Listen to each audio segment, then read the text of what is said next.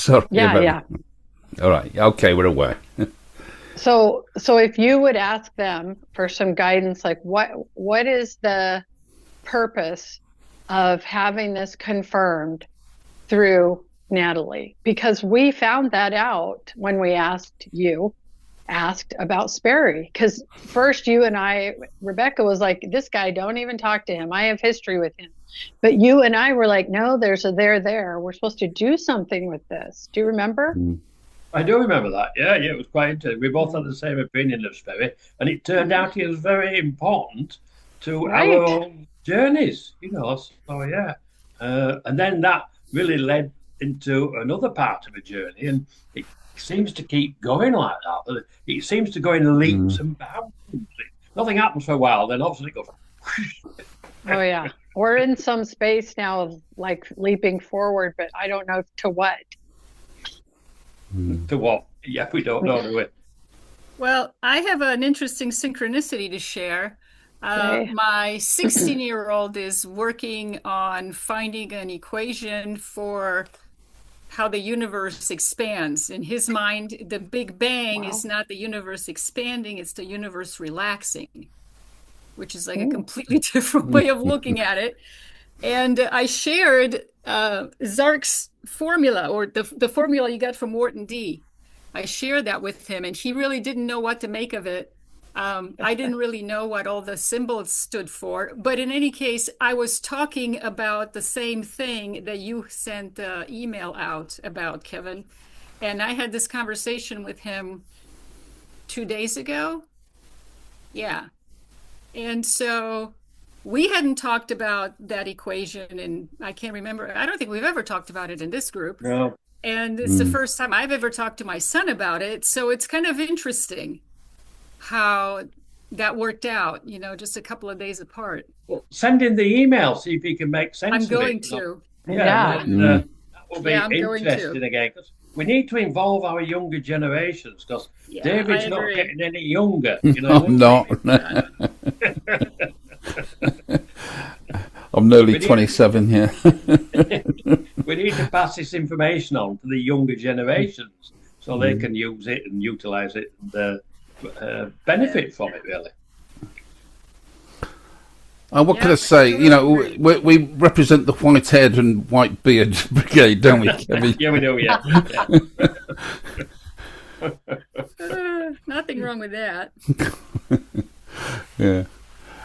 Okay. Yeah, it'd be interesting to get Aurora's point of view when she goes into crystal mathematics about frequencies. And I've never even heard of that type of mathematics before. I haven't either. No, I could not make out what she was saying. I had some vague understanding of what she was talking about, but she's using a lot of geometry terminology, and I'm not that familiar with that part.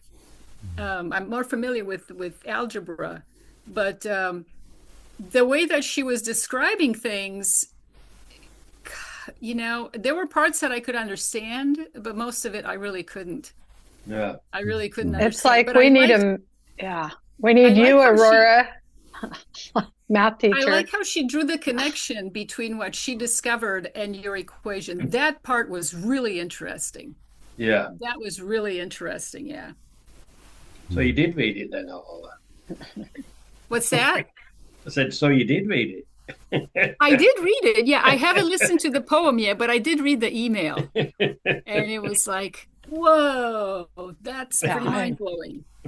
Yeah. I had to read it several times, but it came to me like we need the channeler of the information, Kevin. We need a math teacher, Aurora. We need confirmation of the information given, which is, I guess, me, because I was given a lot of the same information. Yeah. So now, and you need a glamorous assistant for all this. That's me. Dave, that's you. And apparently, you got to be the physicist, Dave. Oh right. Okay. Yeah. Yeah. Right, and it's too bad Sperry's not alive, because this would be the perfect time for him to come in and help us as the physicist part of it, right, Kevin? So, I would agree. Yeah, at least it gave us confirmation of the equation. He understood it. And I say all who's going to channel Sperry? That'll confuse me. Yeah. Dave? Oh, no, I don't think I'd be up to that one. No. It's down to you, Aurora. Well, so I don't know about times. that, although I did have a really interesting experience this morning where I literally was channeling this being, this formless being that was like a conscious field of, I don't know what to call it, energy, plasma. It had no form, but it was a conscious thing.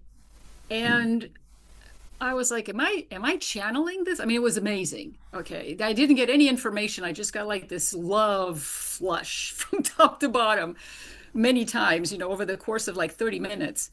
And I was thinking, is this just me? Am I really channeling a being? And when I finished my meditation and I got up, it thanked me. So that wasn't me thanking myself. There was like this outpouring of gratitude for allowing the connection. So I don't know, maybe my channeling days are beginning. I don't know. I don't know what to do with that, but it was very interesting, and it was very very rewarding. So You think as we're opening up to all these natural human abilities and to the greater reality that surrounds us, then we are evolving as a species in relation to communicating with these different levels of consciousness and the different beings that share. I mean, we've got the physical level of consciousness, which we see around us, the plants, the trees, and the animals. But outside of that, there are other beings at these frequencies we can't see with our eyes, but we can tune into them with consciousness itself. So, and I've noticed within my own abilities and who I am, we're all becoming the same. We are those people. We are humans who have developed our natural human abilities and communicating with this greater reality that surrounds us. But because it's not part of our culture, it's part of the ancient culture, the shamanic culture, the ancient Chinese culture. It's all part of theirs. But we lost all that, and we lost the understanding and education that we did have. And what we ended up with was people like me and Dave. So we need to be re-educated again. That's the key, I think. So, but once you open up again, these frequencies come in, like with the one that Aurora. Very grateful that you listened to him, but try to explain that to someone outside of our understanding. They'd think you were a bit woo-woo, a bit tin hat brigade. But we know you're not, and the more people that you meet that can access these frequencies of consciousness, it's really, I don't think this disclosure is about ETs at all. I think it's about the evolution of humanity itself. That's what it's about. Yeah. The other world with all the ETs is going on around us, and we're oblivious to it. It's been there for millennium. It's been there since we started, no doubt. And some were able to gain access, but then they were poo-pooed by the scientific communities, the religious communities, and now we're getting another chance to access these areas. So I think it's really the evolution of humanity rather than having to know that extraterrestrials are there. They've always been there. I think you're spot on. Yeah. Yeah. That's exactly. But Sorry. Carry on, Aurora. I started my meditation today by saying that I no longer consent to the veil of forgetfulness. Mm-hmm. Oh, that's a good one. And I meant it. And to do that. And I said, I want whatever this physical body can do, all the bells and whistles, I want those to come online. I no longer consent to being unaware of my abilities. And then 30 minutes later, I'm channeling this being who thanked me at the end. So I think we have a lot more power than we realize. When we say something and we really mean it, it does carry a lot of weight. Because I've been doing that a lot. But it also points out to, as a default, we restrict ourselves. Right. So you have to do that in order to open up to a greater potential of who you are and what your capabilities are. Yeah. Yeah. I'll try that, I think, yeah. So I interrupted you, Dave. What were you going to say? I was going to say in this responding to what Kevin was saying about what this is all about, us opening up, humanity opening up to our potential. I was only going to say this manifests itself in different ways for different people. One person might see their deceased, grandmother, in the hall or something like that for a flash. Others may see little bits of orbs in the sky or whatever, and people starting to question their reality. What's actually going on here? Is there more going on than they've been led to understand? Some people will just turn their back on that. Other people will open up on it, and some people that turn their back on it, at some point they'll stop turning their back on it. And they will start opening up to it. So it's exciting times, and we don't really know how things are going to unfold, and the connections that have been made between people. We've spoken before about my connection with you guys through Extra Conscious and how that occurred, which was quite remarkable for me anyway. And you're talking now about this lady that you were on a podcast with, Kevin, and who knows whether something's going to unfold there or not. But there's lots of things unfolding. It's almost like a bubbling up, if you like, of our awareness of what consciousness actually is. Yeah. But I've still got a way to go there. Yeah, interesting that David, Michael, I think he pronounced his name David. It's David, I think. I'm not certain.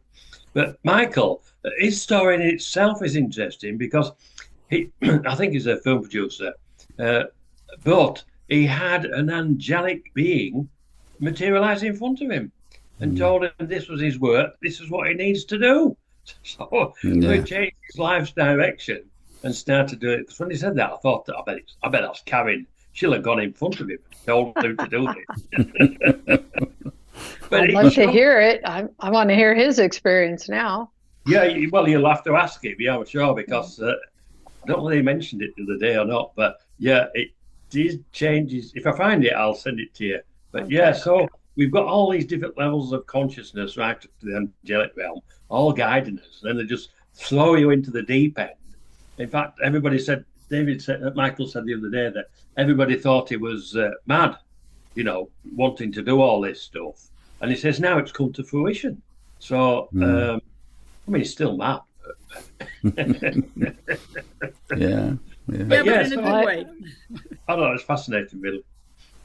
Well, I heard an analogy once that it really stuck with me.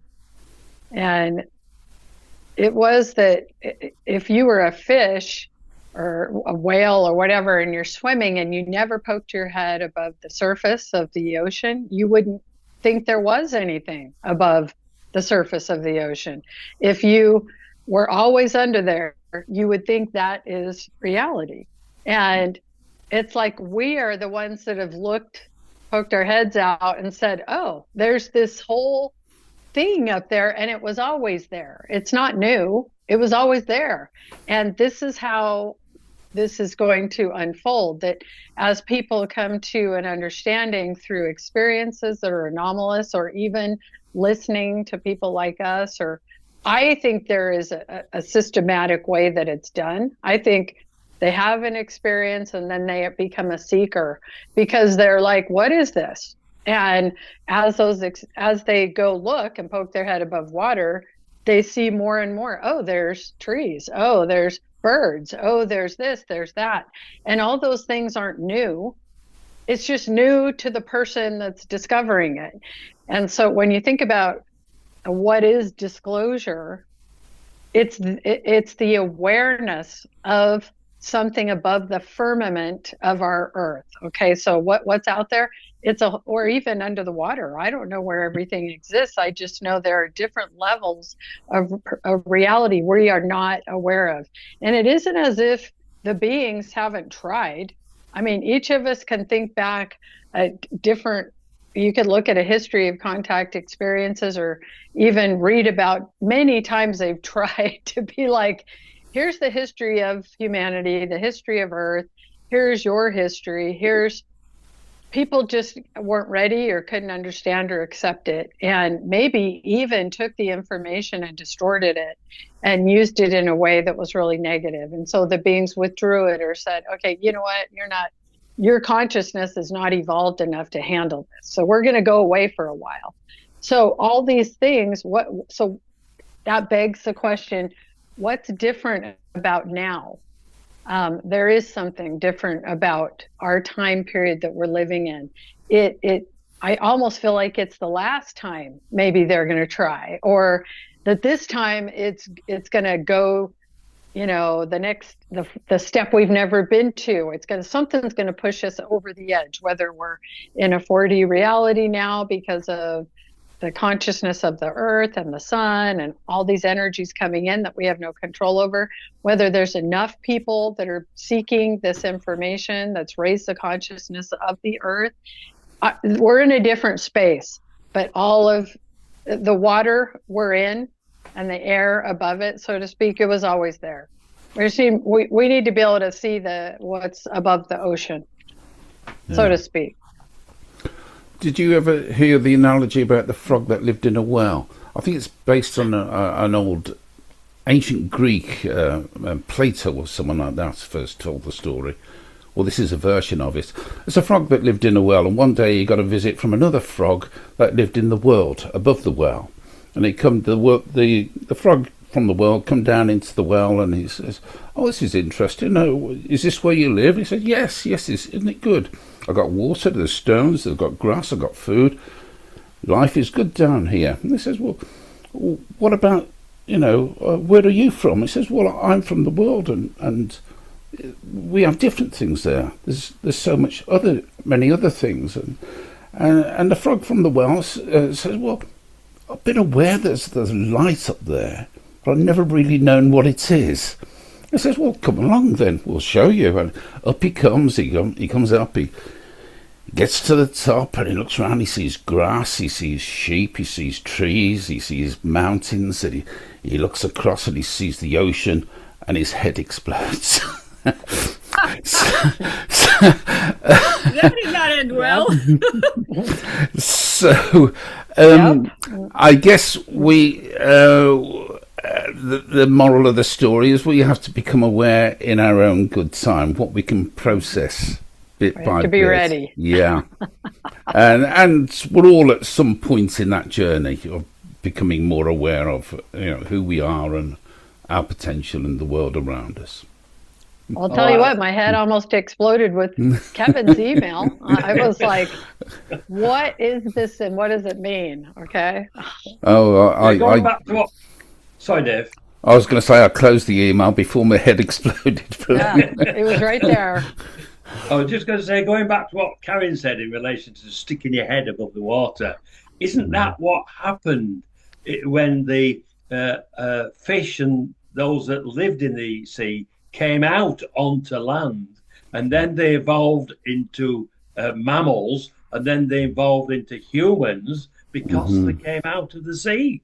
Is that what's not happening to us now? We are coming out of this reality by sticking our head up and having a look, learning more. Wow. That's really cool. Yeah. Evolution. That came from Karen. That came from the Karen, didn't it? Evolution. Wow. Evolution, natural evolution. Right. Yeah. And not the Darwinian one, because that was incorrect. This is a new one by Karin. And you. And all of us. I tend to think of myself as a bit of an explorer, and I think we all are, really, and we need to be in order to grow, in order to discover more about ourselves. And maybe that's what's going on now. Maybe that's why we are where we are in all this, because we are explorers. We're more interested in this stuff than some of the people, I guess. Yeah. And we don't have any fear, Dave. That's the key as well. No fear. We're curious. We want to know more. Yeah. We want to keep sticking our head up above that waterline and having a look. Yeah. Mm-hmm. We're seekers. Yeah. Yeah, but even those people that do have fear, at some point they won't have that fear. At some point they will be, exploring more and more. It's a movement, if you like. I think it's a movement to finding out more about ourselves, which leads to growth. Finding out more about the world around us, which leads to membership of the galactic community, in my view, and also discovering more about there's a different way to live rather than the way that we do live. So it's exciting times. Yeah, well, really don't is. I sent out a couple things and it was kind of late. Yeah. I don't know if Cool. anyone's seen them, but this is now reminding me of okay, if anyone were listening to this, and maybe you can put the links in it, Dave, of the two I sent out. One was that, because of a FOIA request from the Black Vault, and that's John Greenwald, and he's got millions of files that he has done over the past 30 years. He's quite the extraordinaire of the keeper and holder of information. So that's a pretty solid source, when you do a FOIA request and you're able to get something back. That NASA, is back in the game of going, wow, we got to put together a disclosure plan, and it needs to incorporate all these different areas that we're talking about, how it might affect society, religion, the economy. We've talked about a little bit in our past meetings that this is like a new level. This is a new thing to have organizations and agencies saying we need to prepare for this. That usually they just say that's not a real thing. You guys are loony, like Kevin said, Tin Hat Brigade. That's not a thing, so we're not going to address it. Okay, so what is changing that now they're saying we do need to address it? I personally think there's things happening beyond even their control, whether it's the ETs themselves, that they're like, okay, we got to do this. We have to this time. There is no stopping this. And I think the other beings have something to do with it. That, and the other thing I sent out was, this was last night, so it was late, but another kind of mind blower that never has happened before, that you've got people in military and congressmen telling religious communities to prepare. Okay, what does that mean for us as a community? Because what I want us to think about is, if those two things happen, what's going to be the fallout of that? I mean, the rest of us who've been ignored or ridiculed will suddenly become the people they come to. Well, I think that the first thing they're going to disclose about extraterrestrial life is going to be some single cell organism or something very, very small. Because, with the exploration in Mars, there's signs of life possibly having been here, when Mars had an atmosphere and so on. So they did find some organic compounds. They're not committing to it's definitely so, but it's suggesting. And I think from suggestion is going to go to something very small, some extraterrestrial life form that's, like a single cell organism. And I think it's going to build up until, we actually get to hear about, yes, this is an advanced civilization. Because the single cell organism is nowhere near as threatening as a full-blown civilization that's been visiting us for, tens of thousands of years. And I don't know, that's kind of what I suspect is going to be Well, that's what I first thought. But now, if you listen to Bashar and a lot of these things, like, I think that was the original plan. But now something else is driving them to go to the thing you just said, which is, well, we wanted to do it this way, but now we have to go straight shot to this other thing, which is like completely, way over here, because if we don't, they will. Yeah. Do you think some of these agencies are in a position where they feel that they're forced to talk but that's to my talk with the impression. public? Yeah. Me too. It makes sense to me. And do you think that the experiences communities that are out there, and there's quite a large number of them, they're having that influence. They're directing or influencing consciousness itself. And I'm sure our governments know about consciousness and how to manipulate it and to manipulate timelines and things. But now what's happening? People are learning themselves that they're responsible for their own reality.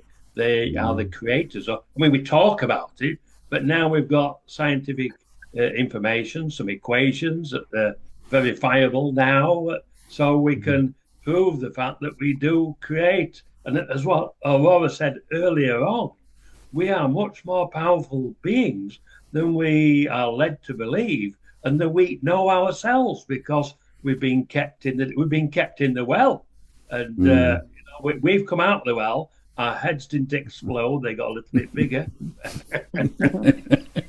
and grayer. We weren't the frog, fortunately. So it's so I agree with what Karin's saying there. They had the narrative that Aurora is saying, and now they've lost that because it's jumped so much further forward because of all the experiences speaking out. And they can't go round and round them all up, can they? There's too many of them. Yeah. Now, it could be that we have shifted to a timeline when it's no longer necessary to talk about little bugs. Yeah. So that's, I think, that's how it feels like to me. To me, it's like our groups, it feels like we're timeline hopping and not going necessarily in a linear way, but moving faster because each timeline has its own rhythm. And when things pick up in one timeline, we seem to go there and accelerate along with those things.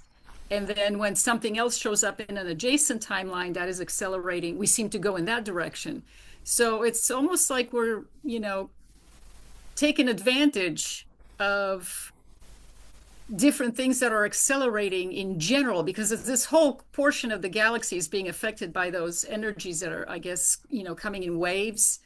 So, and I'm not just talking about our group exclusively, but there seems to be a group somewhere in human consciousness that is just forming this timeline that's accelerating, where we're just, we know what we know. We're tired of the secretive, BS, basically. And we're just, hopping along, jumping. Well, something happened. Something happened. Has anyone heard of the cosmic fluff? Have you ever heard that? No. Okay, so there were several books on physics about the rotation of the solar system, that it's not just the sun, or it's not just planets going around the sun. The sun moves too, right. And the whole solar system moves, is spiraling slowly upward. And that there were energies, I'm just going to what Aurora said, that there were energies that as the solar system slowly rotated up, we were going to move into these energies. And so then all our sun and our solar system and the planets all move into it slowly, this new energy. And they called it the cosmic fluff because they could see it with, they weren't sure with the Hubble at first, but with the James Webb, they could see that there was something there, that they weren't stars. They were just, it was just something showing up as an energy. They called it the cosmic fluff because they didn't know what to call it. I'll see if I can find this and put it out in the book.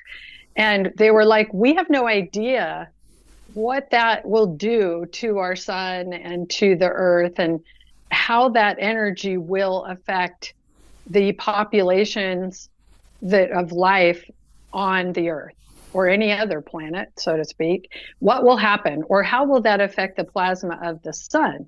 And some of us are in this plasma study group, and we're learning that these clouds and, plasma is everywhere. Light is plasma. And so what happens if you're a population on Earth and you move into a new form of energy, like Aurora's talking about? What happens? Well, you might not be able to see it, but how much do we hear about the Schumann resonance changing? We can see that there are changes on the Earth that affect the living organisms of the Earth. What if that is timeline shifts? What if that is, hey, the old timeline you were on, which is here's microbial life over here, you're not on that anymore, because you got to get over here, because what you're moving into is so much more information. Yeah. It's just an interesting thing to think about. I got a download about that not too long ago, and it was something that had to do with the sun being at the peak. Like this year, it's at the peak of the solar cycle. Yeah. And the plasma, those solar storms, they affect, obviously, the magnetic shield of Earth, but we also have our own individual magnetic shield, and they also disrupt the structure of our magnetic shield in order to, I got this image of, like taking things apart so that things that are like really lodged in there get shaken up and they get loose, so that when it comes back together, it comes back together in a slightly different form that no longer includes these things that have been ingrained into our field for so long. And I think that's part of what is opening us up to, a higher frequency of consciousness, of more understanding, is because it's, these things that have been holding us down, these heavy things that we've been carrying around in our, magnetic field, they're getting released because our fields are being disrupted. And when they're assembling back together, this heavy stuff just sort of falls away. And I've noticed that during my meditation, that there are so many times when I sit in meditation and I literally feel this heaviness that I can't even name flow away, and it doesn't come back. And at least, I'm attributing it to the solar flares, plus this, like I said, this download that I got during meditation. This was not that long ago, and it totally made sense. This image, what if shaking out the dust from a rug. What if meditation is the mechanism? It can be. Because everybody I talk to and stuff that I read talks about, and each of us individually can attest to this. I wonder if meditation is the apparatus or mechanism for that occurring. Well, during meditation, I've noticed that my ego subsides. The part that I want subsides, making more room for my intention to become more clear. And by intention, I mean things that my higher mind knows that I need. And when those start to surface, that's when the actual change begins to happen, because I notice an intention that doesn't seem like mine, because it's not my will. It's something that is embedded in our consciousness, in our structure. And it's this intention towards evolution, this intention towards the light, because we are light beings. So there's this innate call, in a way, this intention, this volition to move forward towards the light. Every soul has that. Every soul is attracted to source. And so when we meditate, now I don't know if this works for everybody, but for me, when I meditate, my ego and my wants slow down, fade away, and I can feel this soul intention. And what I'm working on right now is aligning what I want, aligning my ego with this intention. So that way they support one another instead of creating tension. Because right now, there are times when I feel tension between what I want and what my soul needs, what my soul knows it needs. I don't know if that's making any sense, but it's, I never noticed that before this year. And I've been meditating, for 30 years. So there's been an enormous amount of change that I've noticed in my meditation since 2020, but especially this year, that I didn't notice in the first 2 decades of meditation. Yeah, I think I was correcting what she's saying in relation to meditation. And that's, again, what Karin said, meditation is the key to the door. And as a child, I didn't realize I was meditating. I was looking for answers, and I relaxed. I opened my mind and closed my eyes, and I looked inward. I was meditating as a child. Nobody taught me to do that. I didn't know what meditation was. I just did it naturally, looking for answers. I was searching, physically searching by looking in, going into this corner, going into that corner, going down here, going up there, and then asking, can you give me more information? And then the information comes through. That's meditation. I know that now. I didn't then. So where did I get that understanding of that? And the fact when somebody answers, it strengthens you to ask some more. And you just keep growing and growing and growing, really, till you get to where we are today, I suppose. But I mean, some countries, I think China, they teach meditation, don't they? I think in schools and things. Perhaps that expands the individual and collective consciousness by meditating. Yeah, well, obviously, I was an expert on meditation. I don't know about that, but yeah. But if you think about every time you've had a change in consciousness, like Kevin, how do you open up? I mean, every time I've ever been part of and read about your information coming in, and Dave, you too, probably, like, doesn't it start with a meditation?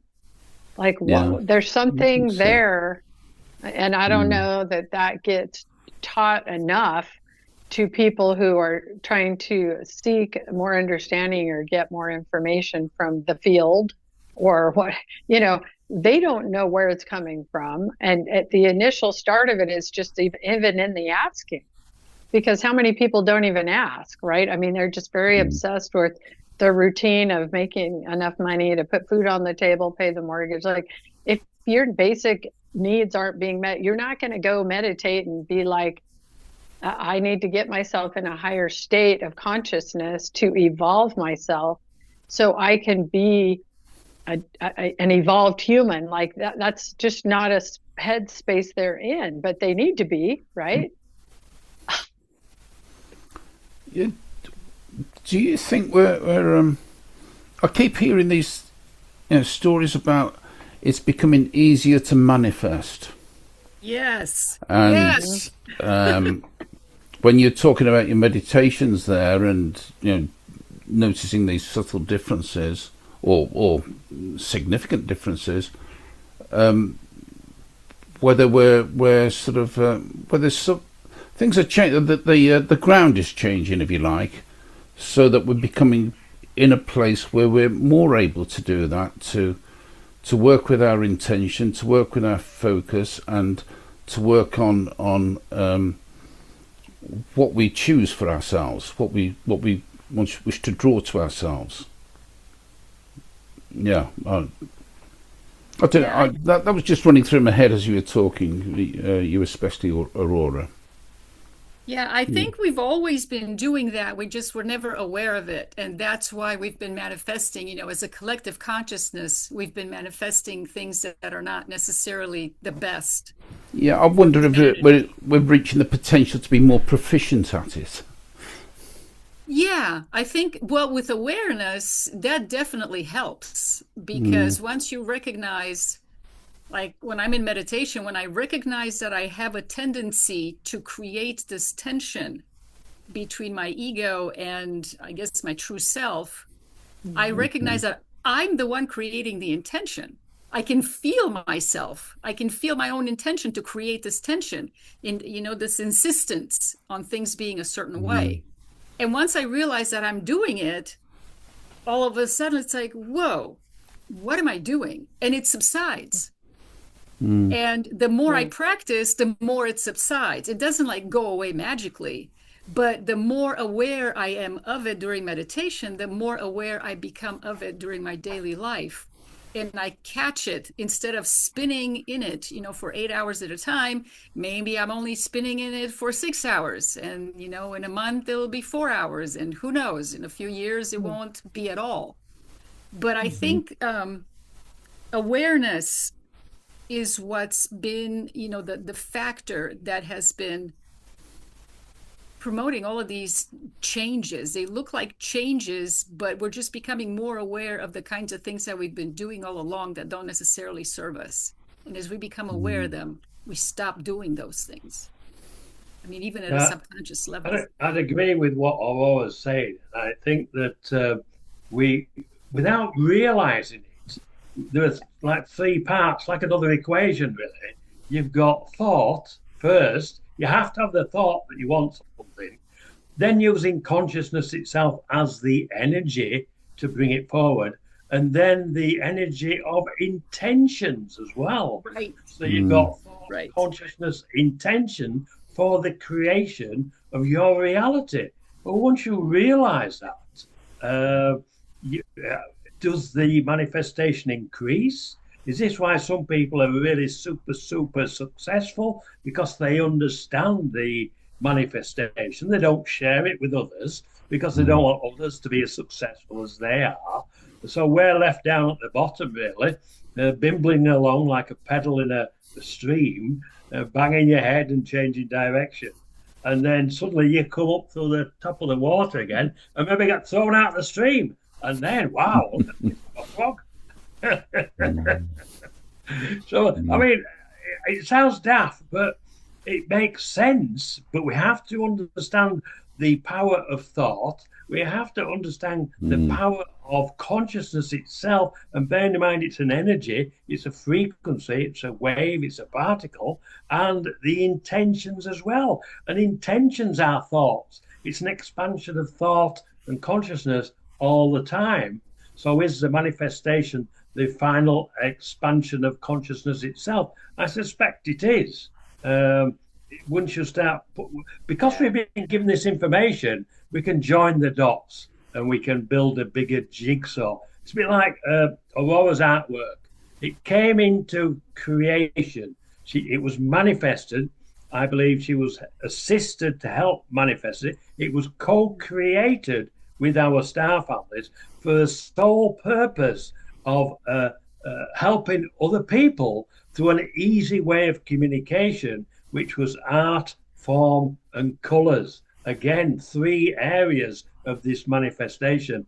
And now I see people are latching on to Aurora's artwork. Michael uses it extensively now. And Michael is very awesome. Creative within the podcast arena and stuff like that. I think he is a producer filmmaker, but he's latched. He understands the value of Aura's artwork, and he's putting it out there. I think it's just, and I think that helps people.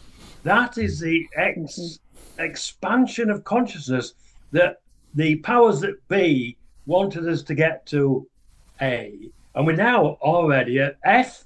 We've left them behind now, so they've got to catch up and move a bit further forward. But then when we do that, they do that, we'll just leap forward then because there's more of us now.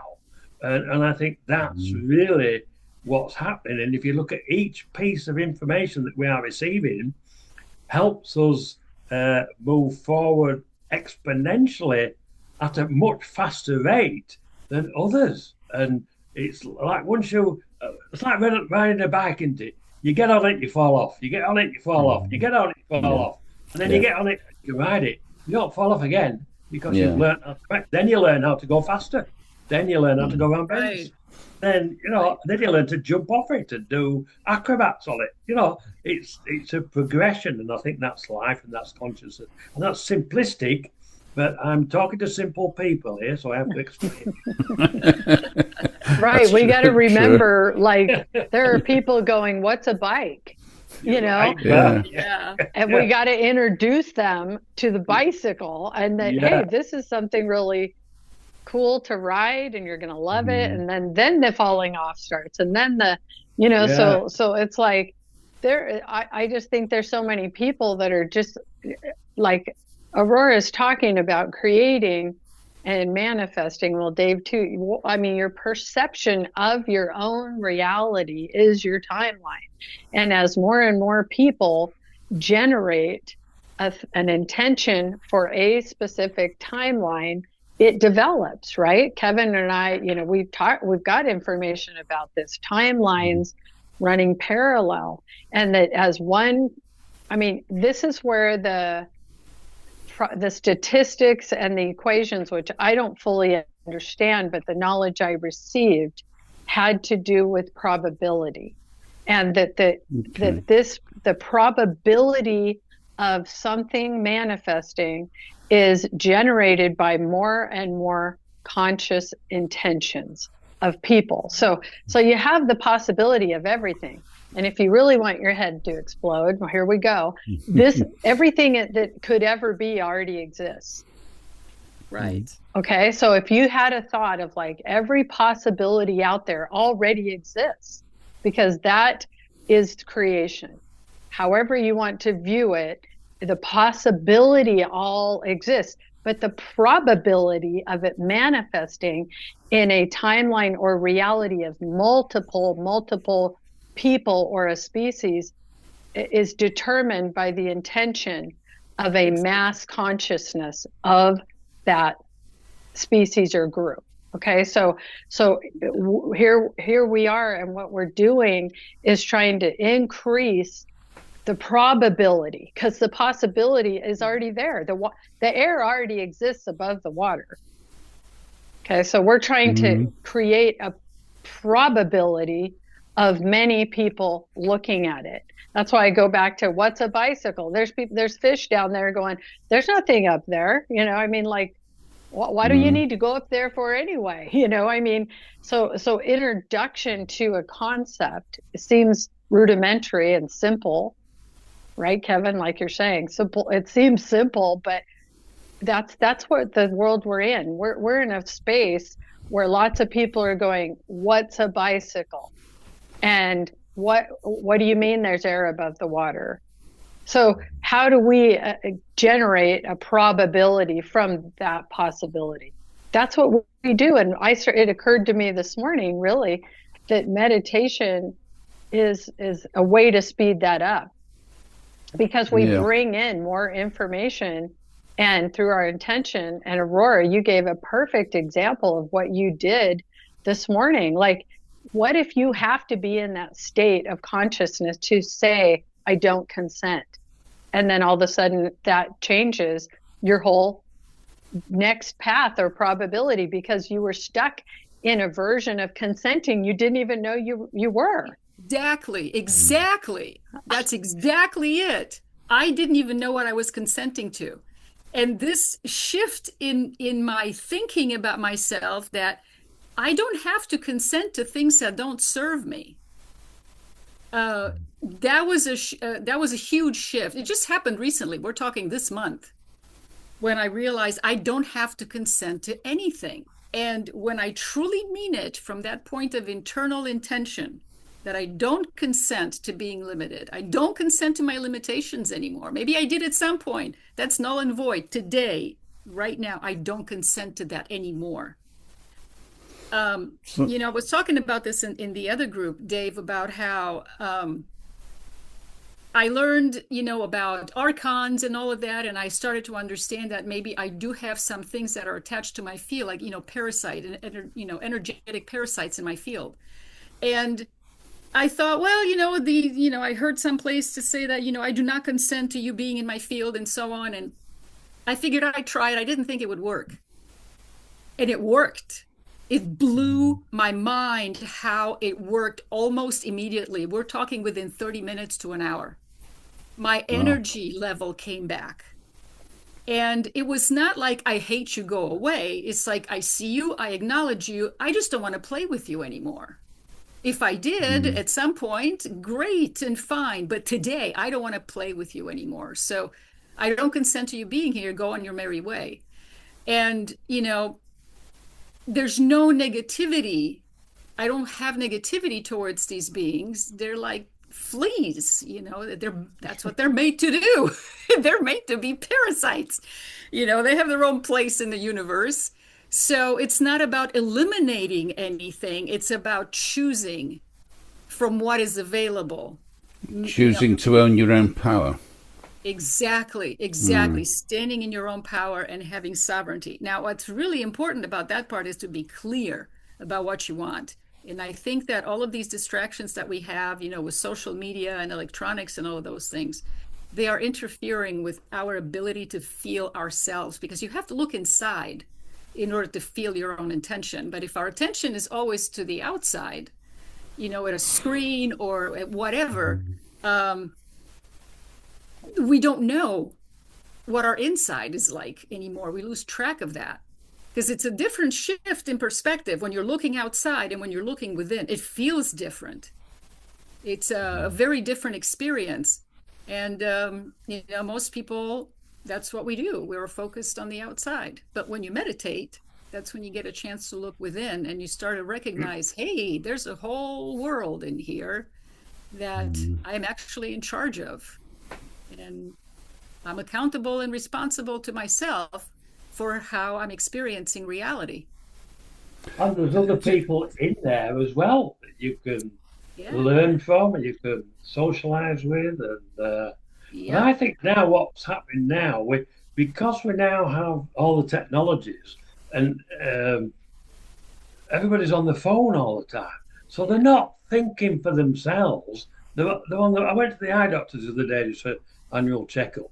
And he said, one, two. He was counting my eyes over there, so I was okay. I was okay. Thank goodness.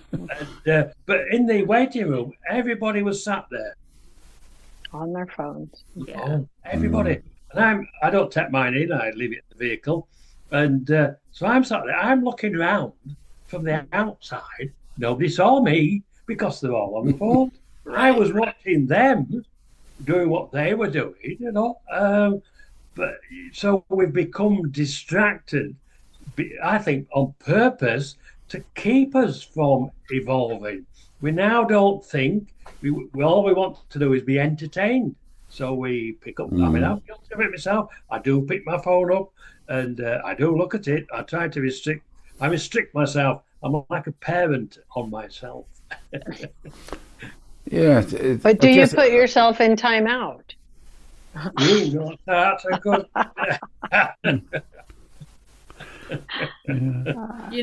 What's really interesting is when you look at your phone or you get distracted by something that's happening on the outside and you decide to also look within and see what your experience that appears to be on the outside actually feels like inside your body. In other words, when I look at a tree, at a beautiful tree, I feel differently inside than when I look at, a trash can or an oil spill. Right. Those are two very different experiences. So we have an internal experience of reality that we don't look at or validate. It's all about, oh, this is all happening outside. But the truth is, there's a lot of stuff happening inside, my own reactions to whatever it is that I'm experiencing. And it's pretty fascinating if you can get in the habit of doing both, because there comes a point where the line between inside and outside starts to blur. And that intention of how I interpret my reality becomes more clear. And that's truly fascinating. That's truly fascinating. But, I'm the kind of person who has an interest in that. A lot of people don't, it's also about interests. Like you guys were saying, like Kevin, you were meditating. Nobody taught you. You came with that and you were interested in seeking.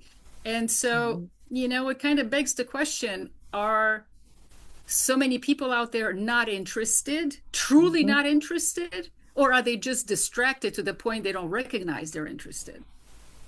Because if they're truly interested, then nothing's going to stop them ultimately from pursuing where they're going. But if they're not interested, then there's really nothing that you and I can do, or we can do. Well, we're not encouraged to do this, are we? We are encouraged to flip down through our phone, scroll down through Facebook or whatever it might be. We're encouraged to bring our attention outside ourselves. And in a sense, it leaves us in a place where we're not being present. We're not being present within ourselves, are we? You know, if we're out there somewhere, then what's going on inside? If we're out there, and I do wonder sometimes if this is a key difference between advanced civilizations and us. If this is a core thing that they have mastered, that we are still flipping and faffing about with, and you know, wondering how it works. I don't know. It's just something that occurs to me because there are differences between some of the, you know, Arcturian or other species where they'll say we've been where you are, and you know, but they have moved on. And I wonder if meditation and awareness of ourselves is a key, is a core issue for that they have mastered that we have yet to master. Yeah, it's just a thought. I would agree with that, and I'll tell you why. Me too. Because Zart came and he was moving Sandy's stuff around the home, and then one day he lined all the shoes up in the closet in a neat line along the baseboard. And I wish you'd clear my garage out. Anyway, I asked him why he'd done it, and he said he liked teasing her. I thought it was funny, but there was a serious side to let her know that we are here, we are amongst you, or we are outside of you. It should really say. And then I asked him, "Did you pick the shoes up physically and move them?" He said, "No, I moved the atoms in space-time dimension using thought." Okay, well, we don't have that. Well, I'll do it. We just don't. I know I can bilocate. I know others can bilocate. When you are bilocating, are you moving the atoms from this reality to another reality over here? Is that moving atoms by thought? I don't know yet. I've got the answer to that. But we're clearly able to do that. But within that explanation that Natalie gave, was the fact that they've got advanced technologies that can move atoms in space-time. But I suspect what Dave says is correct. They've learnt themselves to move atoms in space-time dimensions. It's not technology, it's what they've learnt as a being. Yeah. That makes them more advanced than we are. But I suspect because I'm able to bilocate, I'm able to remote view and do all these smaller things at the bottom end of the scale, but I haven't got to a point where I can move that monitor in front of me over there just by moving the atoms in this space-time dimension. I can't do that. But there are people that do telekinesis, which is the first step probably in being able to do that. So we do have, and I know I bought a radiometer. It's in a glass bulb which is in a vacuum to see if I could spin it by using thought. And it took me quite several goes to have a go at it. But eventually I was able to spin it one way, stop it, and then spin it the other way, just by thought. So again, do we have to practice these abilities of the mind, as it were, to evolve to become advanced beings? I have a comment to that because I got another download. Like I said, recently it's been pretty amazing. You hear how some ETs or many ETs can't really manifest in our 3D dimension because it takes so much energy to be physical in this dense space. So if you take that concept and you apply it to us as humans, clearly we are manifesting things all the time, but we're not aware that we are manifesting. So there is a lot of energy that we are investing into manifesting things that don't serve us. And so when we want to manifest something that does serve us, we don't have the energy to manifest it because we don't even realize that we are investing a lot of our energy and subconscious intent into something that we don't actually want or we need or that is good for us. And so I think that we are fully capable of doing the same kinds of things that Zark told you if we had access to all of our energy, if we were aware where we invest our energy into, if we called it all back to ourselves and focus our intention on whatever it is that we're trying to manifest, I really believe that human beings can do that. But it has to do with the clarity of the mind. It has to do with self-awareness. Like you were saying, Dave, that's, they are self-aware. We say we're self-aware, but we're really not. No. To be self-aware to the point where you recognize how you are manifesting things in your own reality, where you can recognize your own intention, to have a certain experience, that's much more self-aware than, we are, because they live in that state. I have to meditate for hours before I can get there. These evolved beings, they live in the state of self-awareness and true self, like literally self-aware. So we can't do it. We really can't. We're just so distracted by so many things around us that we don't have the bandwidth to recognize what's going on inside. Plus, we don't, we're not in the habit. Like you said, Dave, we're encouraged to do completely different things. But I think we can do it. Yeah, we have the potential anyway. Yeah. And it's a potential that can be explored and developed. Absolutely. Yeah. We're manifesting things all the time. We just don't manifest what we want. And because we don't take responsibility for the thing that we manifested that we didn't want, it's God's will or it's the universe will or whatever, then we're going to continue to manifest the things that we don't want. You got to own it. Well, do you think, following on from what I was saying here, do you think we are here as it is a school, it is a university, to learn to manage the heavier densities of consciousness? And then, obviously, when the physical dies, we don't have those restrictions anymore. We don't have that weight. So we're able to, I hate the word ascend, but ascend to those higher frequencies without the physical realm. And it allows us to then make choices again in those higher levels of frequencies. So we're actually coming down here by choice to learn these skills. And while we're here, sometimes it's shit. Sometimes it's great. But we're up and down all the time. We're learning. And learning is always difficult, I think. So, there's so many unanswered questions that we have. Even at our old age, I'm thinking of you now, Dave. Sorry, I was thinking you.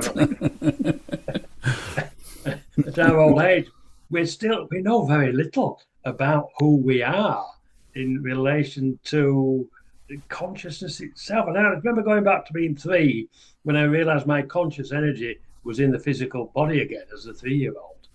But is my conscious energy, is that my true life form? And all I'm doing now, I'm like on vacation. I've come down here into third dimension on a vacation to learn what it's like in the third dimension. It's okay. Yeah. Will I come back? Yeah, probably it's okay. But it's difficult at times. Yeah, I guess in this third dimension, we create societies where we develop beliefs. And often these beliefs and what we do with ourselves, we're serving someone else. Who becomes the movers and shakers in the world, and we serve them, and we're educated to. And if we're not doing our part, then we fall into disrespect because we haven't got the job, or we're not earning the money, or whatever it might be. And it does occur to me that, well, hold on, if we understood ourselves differently, for a start, if we treated ourselves respectfully, ourselves and each other respectfully, if we educated ourselves in a way where we understood ourselves more and our own potential more and more, then our world could very well be different. Now, when Aurora was talking earlier, and she talked about, I no longer give my consent to it, and I commented about, in a sense, you've been restricting yourself, unconsciously restricting yourself until you identify it and say, no, that's not going to happen. A few minutes ago, I realised I was saying something about this, about our potential and growing and so on, and I didn't actually say it, but what happened in my head was, we might only get so far in this life, but our generations following us will benefit more from this. And I realised I'm restricting myself. Exactly. I was glad you caught that. Yes. So it's old habits die hard. Yeah, that's the challenge we've got. Yep. Yep. Yeah, that's what I meant about the solar flares disrupting our magnetic field. It's those kinds of things, those really hard habits to come out of. It makes it a little easier because it shakes everything up, and Well, it may be even the expression "old habits die hard." That's a restriction of I place on myself and we place on ourselves, isn't it? It doesn't have to be that way. Sorry, Kevin, you were about to speak. No, it's okay. No, this conversation is so fascinating. We're jumping in different ways, but I agree with what both of you are saying. And again, I've got another slight example. When Art said to me once, why don't you... I met him on the astral plane in a conscious craft that they'd created. It was in thought and consciousness. And he said, Kevin, why don't you travel further? I said, it's okay, you've got a craft. You've got D to travel with. How would I create a conscious craft? He says, using thought and consciousness. So I didn't say, I did actually. I said, I won't be able to do that. Again, limiting myself. Yeah. And then he said, well, try it. So I did. I took off the limitations and I tried it. And it was like riding a bike. I built one, I developed one using thought and consciousness. I used it, I fell off it because I wasn't very good at it. But I got back on, I redesigned it, and I could do exactly what he said because my own belief system stopped me from doing it. And I've now done it several times. I can create a conscious craft. I know I can travel as a conscious energy. We are rising up those frequencies of consciousness slowly, but I'm being helped by guides and teachers. Without him suggesting create your own conscious craft, I wouldn't even have that thought. It's not in my vocabulary. But because he gave me the thought, I took away the restrictions and was willing to try it. I can do that. So we are limiting ourselves. What full potential do we have as human beings?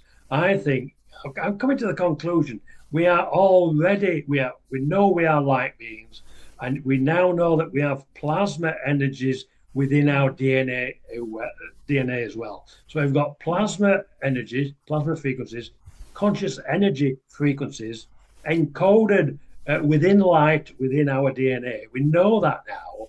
So if we can access our own DNA, our own light frequencies, then we truly become light beings. But you have to have the knowing that you are a light being, and then be able to access those areas which are kept hidden from us on purpose to keep us bogged down within this 3D reality. I know there's a lot there, but clearly I'm no different from anybody else here And we're all on that expanded journey ourselves. We've all got examples of that. Mm-hmm. So, lost the train of thought, really. Yeah. Go on, Dave, sorry. Yeah, I was just thinking, actually, the bits that Karin shared about the pastor and about NASA and so on, aren't these sort of evidence of changes occurring? You know, the old guard sort of falling away. When the old guard falls away, it opens up. We're more able to create our reality in a way that we find healthy for ourselves. And it's just something about those examples that Karin put forward. It's something happening not just on an individual scale, but on a societal scale. There's some things changing here.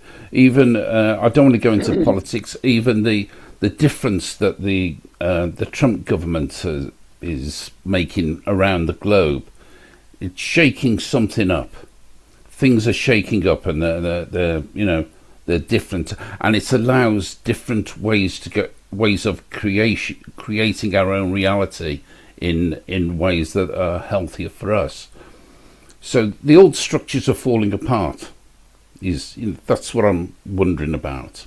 The old structures falling apart, allowing our own capacity to create to become more real.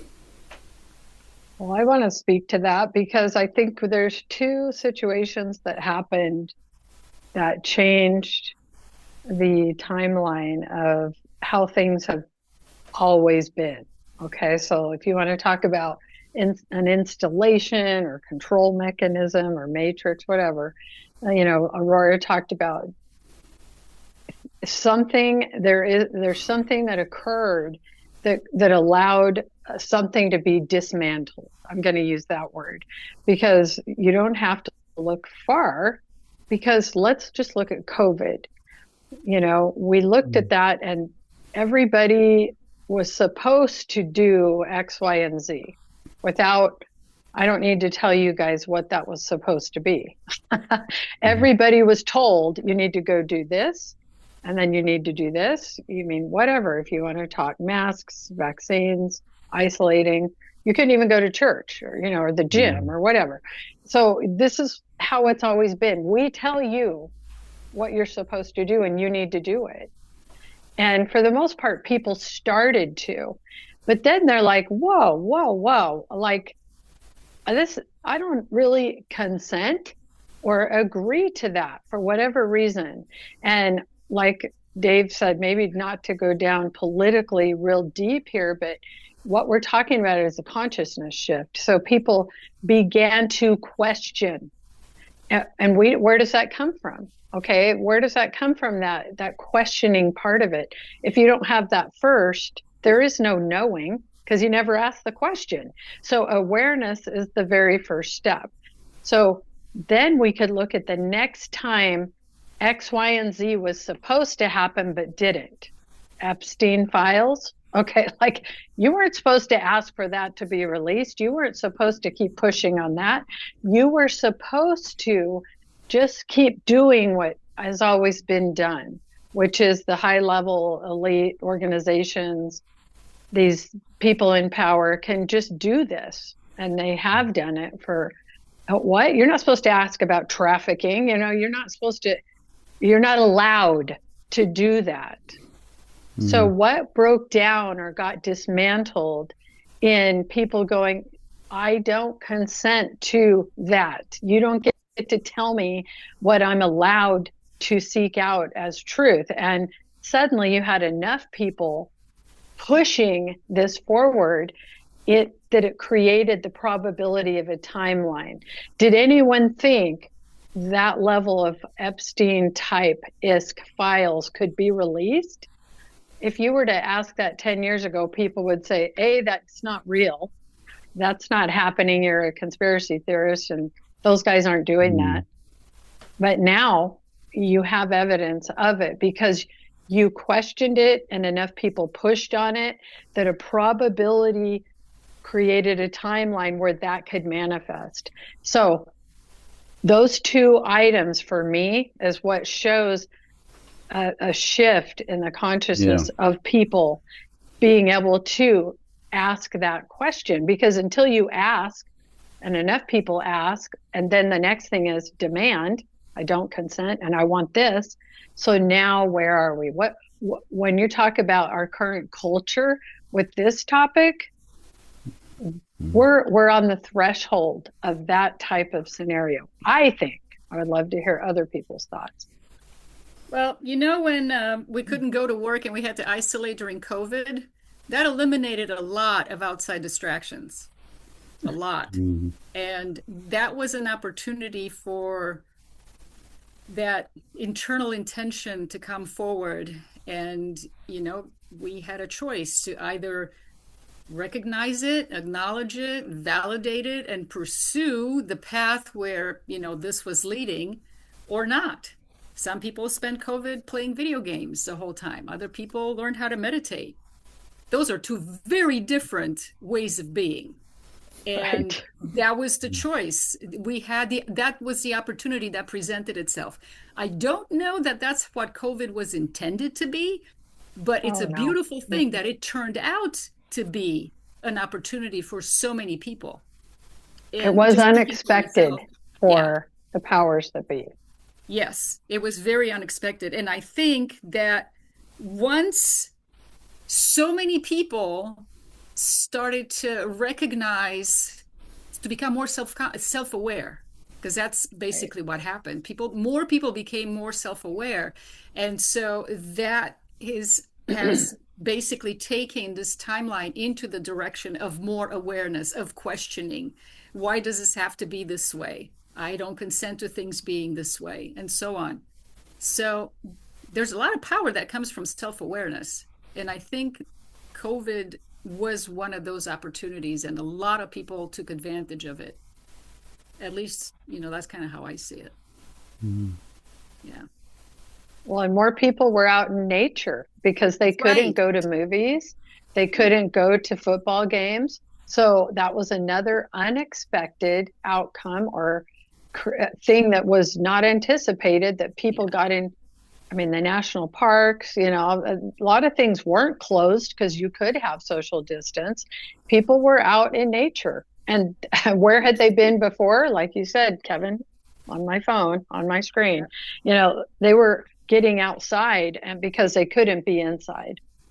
Plus, nature moved back in the places where human activity stopped. You know, you hear about whales coming into, you know, ports because there were no ships going in and out. And for people to actually see that, you know, it reminded us of, hey, there's nature out there. Look at this. You know, all these animals that we don't normally see, you know, are coming back into spaces that are no longer occupied with human activity. And that for me, that was beautiful. It was like Mother Earth reaching out. It's like, come on, kids, this is what I got for you. Come back to nature. Yeah, that was my interpretation of it. Unanticipated side effects of what was meant to be possibly a control mechanism, a way to control something. And as a result, so let's just say mass amounts of people and animals were now working in a more organic, natural environment and getting more, say, light, sun, you know, light codes, whatever, you know. We happened to be in Venice right when it opened up right after COVID. The water was clear, you know, it was the only time people were going to be there and not have crowds. I mean, the gondolas were all lined up just like, hey, we just reopened. But it was an interesting, I think, time.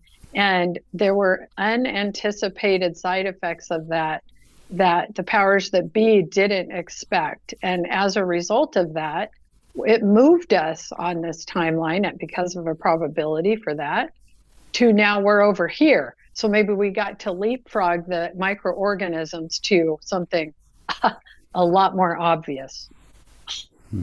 Yeah, I think it backfired on those that orchestrated it. But I was suspicious from day one, because there was 194 countries all signed into their legal systems the requirements for controlling COVID. Well, you never get, 5 countries agreeing. They argue the toss for years and years and years. Some will agree, then they break the agreement. Not with this. 194 countries all signed it, all agreed to it, and then it spread around the world in 2 days. Well, to me, I'm thinking, how can I get around the world in 2 days or 3 days? It's just been discovered here. So how does it get 5,000 miles away here and over there and over here? None of it made sense to me. So I didn't abide by what they told us to do because I didn't see any need for it. It was just, but there were many that were taken in by it. Although I had a lot of friends, there were more, they didn't believe it than there were that believed it. But you could never bring the two together to some compromise. You either believed it or you didn't. It was black and white. But then over the period of time, then people think, well, you haven't done anything. You haven't become ill. You don't do this. You haven't done that. And I've been ill 3 times now, and I've had all the vaccination. Why am I getting ill and you're not? They start thinking for themselves. They start questioning. But I think there are sections of humanity that like to be told what to do. Go over here. Yeah. Do that. Well, I would say, I don't want to go over there. I want to go over here. Well, no, you can't go there. But I think that's the difference in people in relation to some are happy being told what to do. And it gives them a sense of control. Yeah, the forces that were driving it were pretty strong. They were very strong, really. I remember at one point during when COVID first hit, we were getting instructions from our Prime Minister at the time, Boris. I don't know how well you knew him over there. About we couldn't really go out. You can go out for 5 minutes exercise a day. You're coming out with things like this. And at the same time, the BBC, the headline news, had a helicopter shot of a car with a man and a woman who got out with their dog. They were taking their dog for a walk out in the countryside, away from everyone. And they're saying, this is how irresponsible these people are. And it was crazy stuff. Yes. And but there again, going back to what we were saying earlier, these are the forces that are breaking down now. I do believe it. There's a momentum that's growing, and those forces are not going to have the power that they have had, in my, as I see it anyway. Yeah, didn't Boris lose his seat? He was Prime Minister, wasn't it? Did he lose it because he told everybody you can't party, you can't go and visit relatives, you can't go and he was doing it. And he was having a party. They were all doing it, the whole lot. The whole lot of them. It got found out, but I mean, it would make for a great farce one day if they'd made a TV program over it. Like a Hello or something, yeah. But how stupid are we to follow that? And how stupid was he to think that he wouldn't be found out having a party every week? Yeah. I know I watched it was a summit it was in the UK, I think it was in Cornwall. The G8 or G7 summit now they call it, don't they? Oh, Carbis Bay, I think, yeah. Yeah, that was it, yeah. And they're all there with the masks on, all these leaders, France, England, Germany, all of them. And they're all stood there for a Photoshop with the masks on. And then I take the Photoshop, and then it's time to party. Outside, they've got all the big tables set up. They all take the masks off. They're all hugging one another. But all the staff that were serving, they all had masks on. They weren't allowed to hug. They weren't allowed to that. But all these leaders, we can do what we want. We can tell them what we want to tell them. They're all stupid people. I know. Well, we know it was outrageous, really, because there were nurses in hospitals, there were carers in care homes they were putting their lives at risk, really, with Yeah. what was some people were having, and because they were really at the sharp end of, if there was going to be anything that was infectious and going to kill people, that's where it was going to be. But they were doing things like closing schools down, churches, schools, everything. They were finding out that children weren't picking up the virus, but they were closing schools down. It was crazy. It kind of shows how ridiculous it all became. Anyway, who was in charge? It was very well organised globally. Yeah, where they it was like an invasion of planet Earth. We were taken over by a group of people that told us what to do, and we were all imprisoned in our own homes. They didn't have to build camps in prisoners. We were imprisoned in our own homes.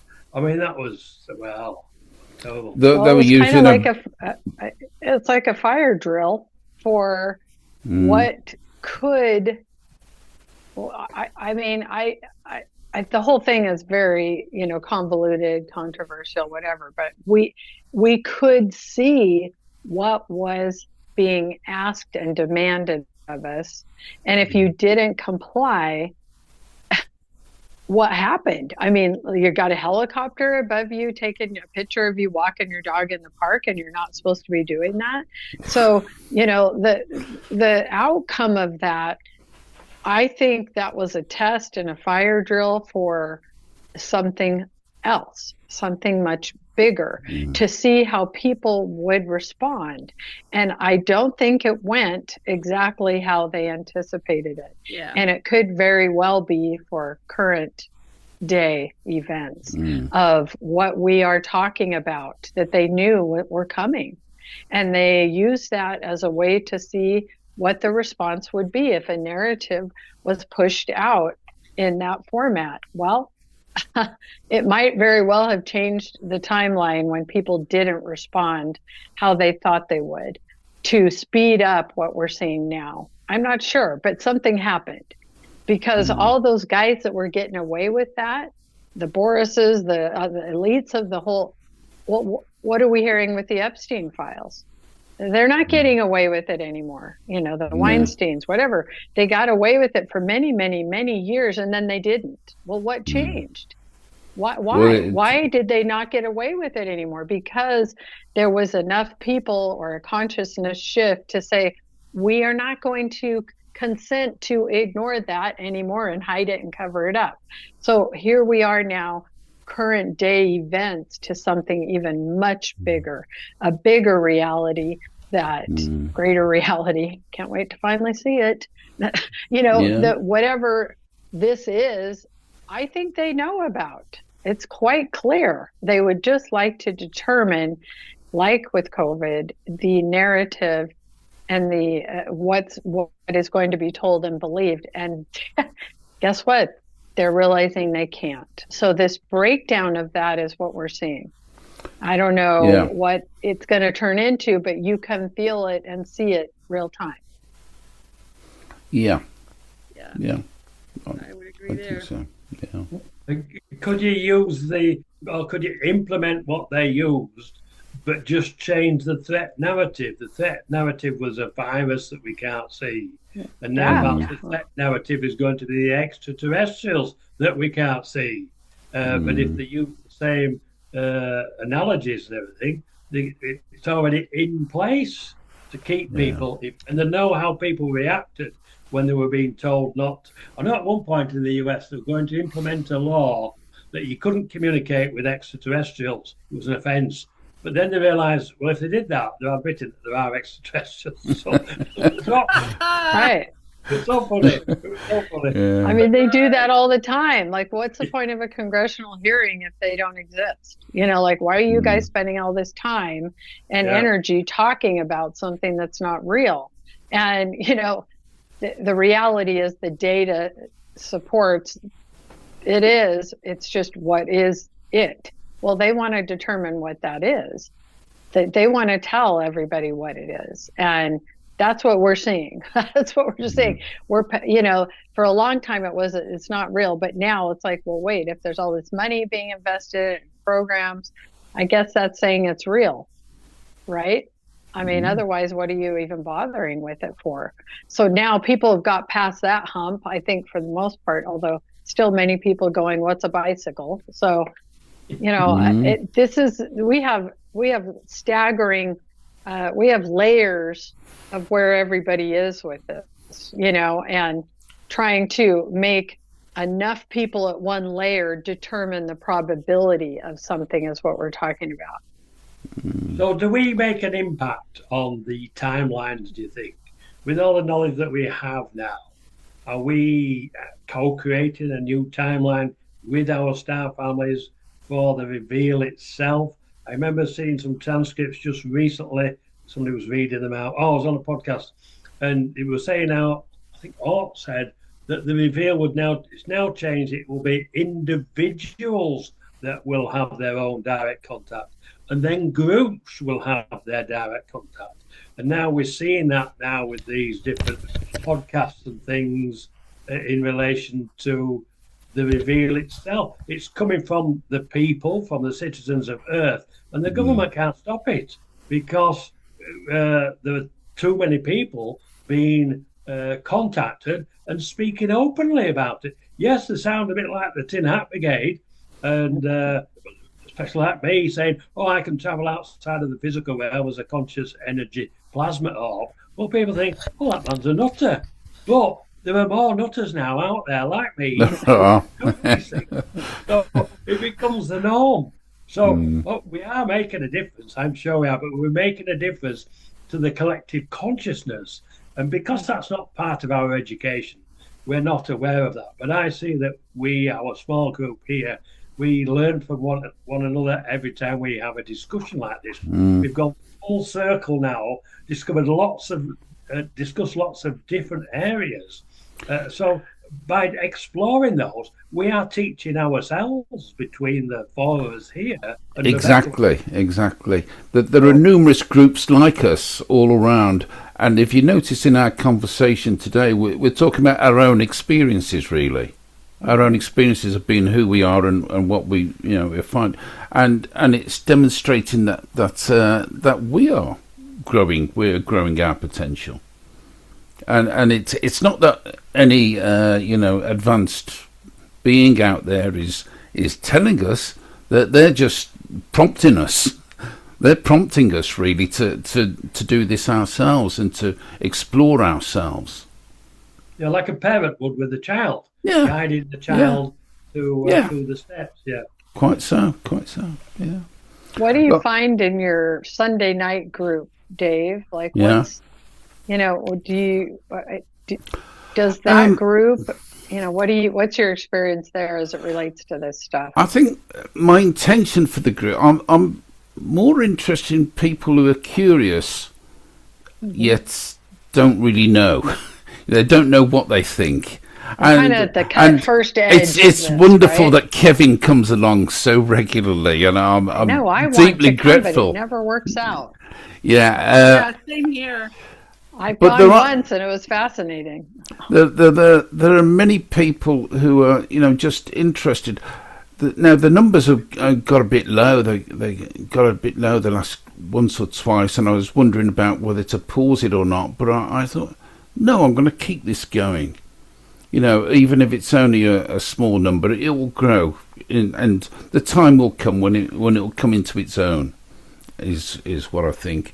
So it's not like a podcast as such. I don't sit there as a person who has all the answers, because I absolutely don't. But I encourage people to talk and to say what they need to say, and Kevin comes along and he says things and people listen, so it's kind of educational. It will grow is what I'm saying. Yeah. But what kind of information is coming in from these other people? Do they, are they receiving contact experiences? I think that there are people that aren't necessarily there are some that there's people like Kevin, or I don't know if you know Howard Bater. I do. Yeah, you do. Okay. Oh yeah, extensive. Yeah, he's in poor health recently, but he has been present at some. There's people like that, or one of Aurora's friends, Monique, has been to I met Monique in Florida. And so there are people such as us with a level of experience, and there are others that don't have that experience but are very interested, and they're the ones that I'm interested in myself. Really, just to give those little prompts. You know, when you and Rebecca were talking, it was a prompt for me that time, and so I sort of inquired about the extra-conscious courses and so on. That was a meaningful thing for me. I'm looking for those. I'm hoping that there's going to be meaningful things come up in these sessions that is meaningful for someone else, and I'm hoping that it will grow. But it's quite small scale at the moment, I'm afraid. Oh, don't be afraid. Don't be afraid, because I think that those. No, I'm restricting myself again, aren't I? There you go. Yep. But those are the little like pinpoints of areas that people are going to spark an interest. Yeah. And then take them to next levels. And the more and more people that do that and seek out something, sometimes they don't even know what they're looking for, right? That's right. Yeah. They have a question. They're beginning to inquire, and groups like yours and a lot of groups out there, I think, helping people become aware, and then they can start having experiences themselves. Or recognize that they've already been having experiences. Oh, right. That too. Yes.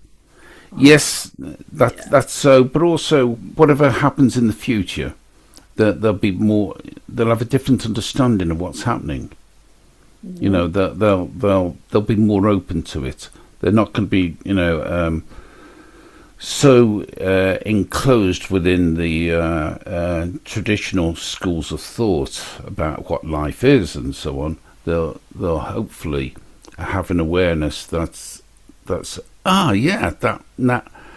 thought that I've had, that's that question that I've had in my mind. This kind of fits in somehow. This makes sense for me, and it's those sort of things, those little prompts. And I think those little prompts, as I'm referring to them, are important. They're more important than most things. You know, they're more important than learning the stuff, because it addresses what's happening within a person. This is exciting. This is boring. This is interesting. This is not interesting. You know, it calls out for those things within a person that they might respond to. So that's my thoughts on it all. And I think just one piece of information very often, when somebody realises that someone else has had that same experience, it validates who they are. Yeah. Rather than questioning it. And I've seen that within your group, that you've given information, others have given information, I've shared information. And you can see people's face like, oh, somebody else has that. Oh, I thought that was a bit, I was going off the wall or something. But it's not. It's other people having these experiences. Yeah. It makes them feel better, I think. And I think so, because it wasn't that long ago where they'd have been ridiculed for speaking about something in public, and now that's less likely, and I think it's going to become even more less likely, and it's going to go to the point where a lot of people will be saying, "Wow, what have I been missing all this time?" Yeah. What's the true nature of reality? Yeah. What don't I know, And then there'll be others who won't be interested at all. They're happy with, focused on the work, the family, the job. Yeah, I know. Football. Yeah. Yeah, but even within that community, that there are people who will get to the point where they realise this isn't enough for me anymore. I hope so, yeah. because that's what it's going to take. Yeah. Because there's millions of those people. Yeah. Billions, maybe. Yeah. I mean, some will take longer than others, but I think there are some, who just want to understand a bit more, or be more convinced about their explanations of what life is and who we are and so on than what they're already taught.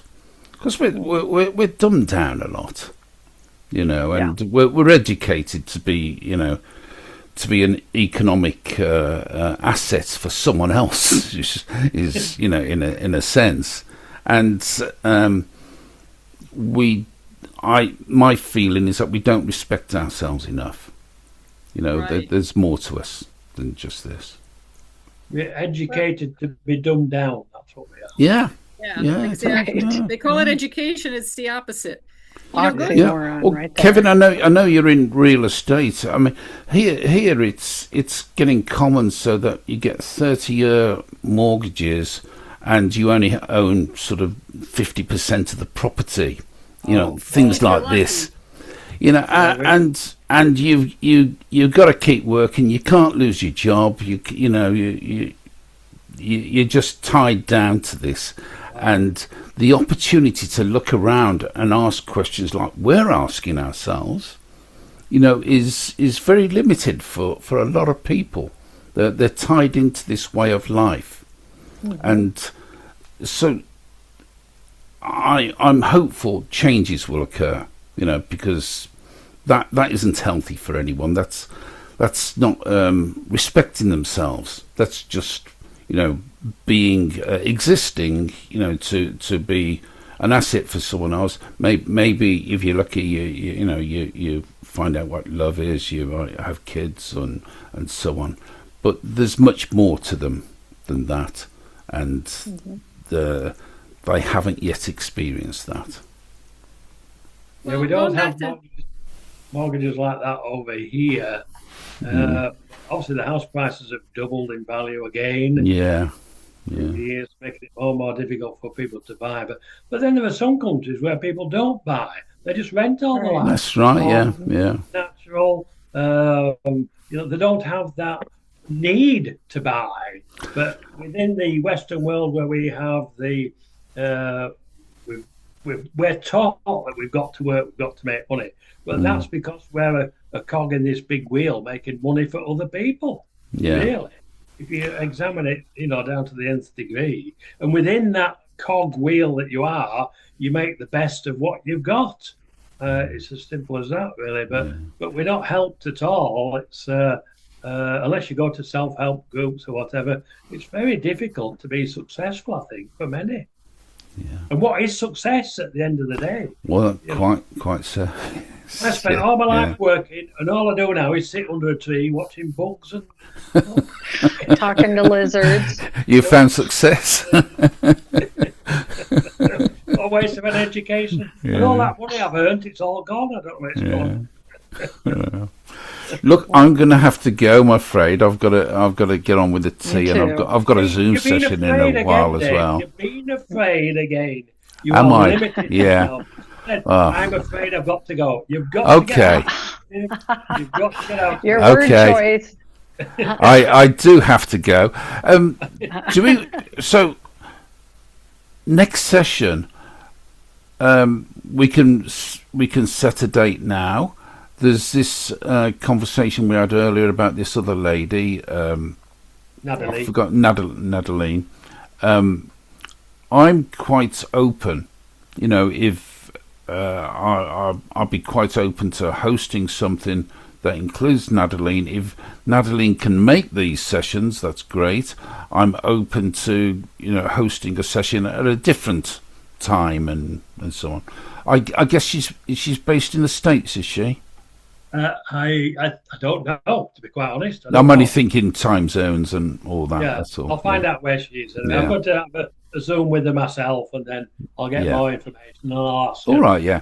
Just update us on that. Okay. But shall we pencil something in now? hang on, what are we on with on the 6th today? So, Yeah, my June, every Wednesday I'm out of town somewhere. So I'm traveling a lot in June. So, but that's okay. I mean, you guys could still meet, but if Natalie was going to be there, yeah, I would like to be there for that. But yeah, my June is now Wednesday, so I might not be able to do it next month, but I could in July.